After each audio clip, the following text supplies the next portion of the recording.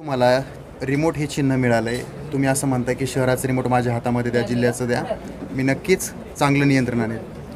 मी असं म्हणतो की शहराचं रिमोट कंट्रोल आपल्या सर्वांच्या हातात आहे आणि ते रिमोट कंट्रोल विकासाचं आहे आणि 21व्या सेंचुरीचं असल्यामुळे नंबरसुद्धा 21 मिळालेला आहे. बरं, बहुतांश वेळा असं होतं की काही जे उमेदवार निवडणुकीत येतात त्यांचा उद्देश हा असतो की नाव कमवणं, काही गोष्टी कमवणं. मात्र तुमच्याकडे सर्व असतानासुद्धा तुम्ही प्रोफेशन वगळता राजकारणात का आलात? समाजकारण हे करणं आपलं अस्तित्वाची लढाई असते. जेव्हा मला इथे उद्रेक, जसं आपलं आदरणीय मनोज जरांगे साहेबांचा सुद्धा उद्रेक झाला, विकास होत नाही आहे, माझ्या बांधवांचं काही होत नाही आहे, तेव्हा आपल्याला बाहेर यावं लागतं. तर मला असं वाटलं की लोकशाहीच्या मार्फत आपण ते उत्तर द्यावं.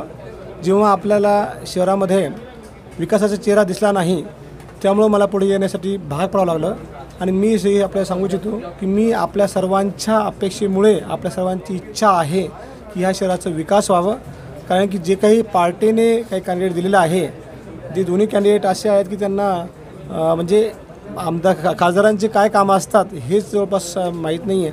गावागावात तुम्ही हे सुद्धा ऐकतो की बऱ्याच वेळा पार्लिमेंटचं स्पेलिंग माहीत असेल की नाही, हे सुद्धा विचार असतं. आपल्या शहरामध्ये चांगला माणूस पुढे जावा असं लोकांना वाटतं, म्हणून पुढे आलो मी. तुम्ही युवा ताकद घेऊन मैदानात उतरताय, कारण युवकांचे प्रश्न हे अद्यापपर्यंत कोणी घेतलेले नाही आहेत, ते तुम्ही घेताय. काय सांगाल? युवक सोबत घेऊन तुम्ही रॅलीही काढणार आहात, मोर्चा काढणार आहात? मी तुम्हाला सांगतो 90% युवक बरोबर आहे.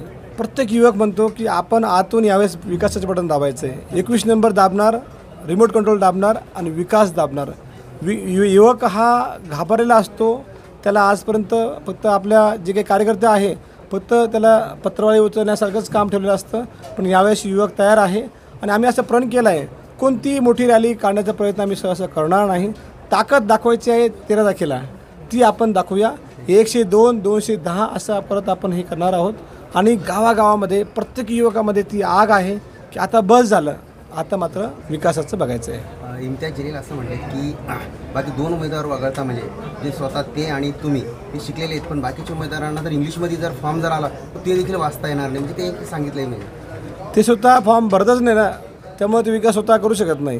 त्यामुळंच मी बोललो तुम्हाला की अडाणी माणसाला मेंबर ऑफ पार्लिमेंट जाणं म्हणजे आपल्या शहराला जे नाव शोभलेलं आहे, छत्रपती संभाजीराजांचे जे नाव लागले, मी राजांचा वंशज आहे, एक क्षत्रिय आहे, आणि त्यामुळे चीड येते की राजांचं नाव लागल्यानंतर हे असं वाईट होऊ नये. आणि आपला प्रत्येक मतदाताला वाटतं जर मी दिल्लीमध्ये गेलो तर मला असं छाती ठोक सांगता येईल की माझा उमेदवार हा सर्वात उच्च शिक्षित पाहिजे आणि तो माझ्यासाठी काम करतो आहे असं पाहिजे. तुमचे प्रतिस्पर्धी गेल्या बऱ्याच वर्षांपासून राजकारणामध्ये आहेत. त्यांनी आतापर्यंत मैदानं गाजवली, शहरावर राज्यही केलं, आणि त्यानंतर तुम्ही एक डॉक्टर आहात. कुठली पार्श्वभूमी राजकीय नाही आहे तुमची, मात्र तरीसुद्धा तुम्ही उतरताय. मग या बलाढ्य ताकदीला कसं सामोरं जाणार? डॉक्टर बाबासाहेब आंबेडकर साहेब सांगतात की कोणतीही बलाढ्य ताकद नाही, लोकशाही सर्वात चांगला पर्व आहे, प्रत्येकाला सारखा चान्स आहे. आणि हे बलाढ्य नाहीच, त्यांना काहीच येत नाही, तर बलाढ्य कसं असणार? हां, थोडंफार इम्तियाज भाईमुळे आहे, पण त्यांचं मत जर आपण केलं तर ते गुलामीमध्ये जाईल, हैदराबादला मत पोहोचेल. जर मला मत मिळालं हे 100% मोदी साहेबांना मत जाईल आणि आपल्या शहराचा विकासाचा बटन दबेल, हे 100% मी सांगू इच्छितो.